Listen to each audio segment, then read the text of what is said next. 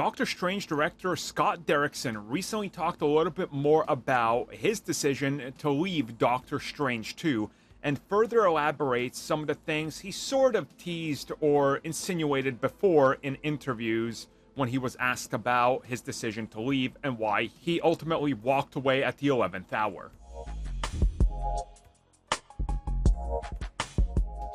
So this comes at us directly from Scott Derrickson, who was recently on the playlist talking about some of the choices he's made in terms of his career. And of course, his biggest choice was taking on Doctor Strange for Marvel Studios and then developing it and literally announcing that he was leaving the project because they were going to rush the script to be finished so they could start shooting. And as he left, that's when the pandemic started. So coincidentally enough, he would have had more time. And that's kind of been talked about before, where he said that one of the things that was really interesting was seeing how, when it was made public, all the talk and discourse and cheering, there was things on both sides. Some people were saying, oh, he made a terrible movie, but now he's a real visionary because he's leaving. Other people were saying, it's a terrible choice, but hopefully they'll get somebody better.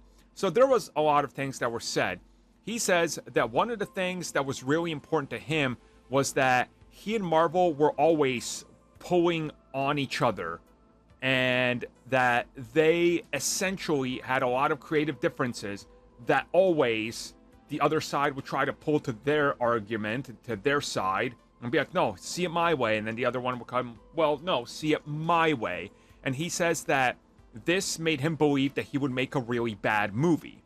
So in that way, he said he had to, because it just wasn't the film that he wanted it to be. He wanted to go in a more, as he says, a genuine horror film of sorts.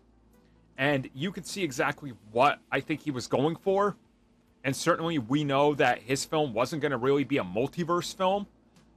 But ultimately they changed all of that when they decided to go in a completely different direction that he did not want to be involved with. So it does seem like that there isn't really bad blood.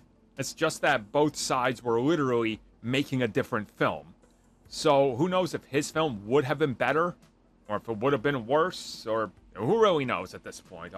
It never really even got to start shooting, and the script was completely rewritten, so I don't think we've ever even seen like any concept art or anything from it, honestly. So it's just one of these big question marks.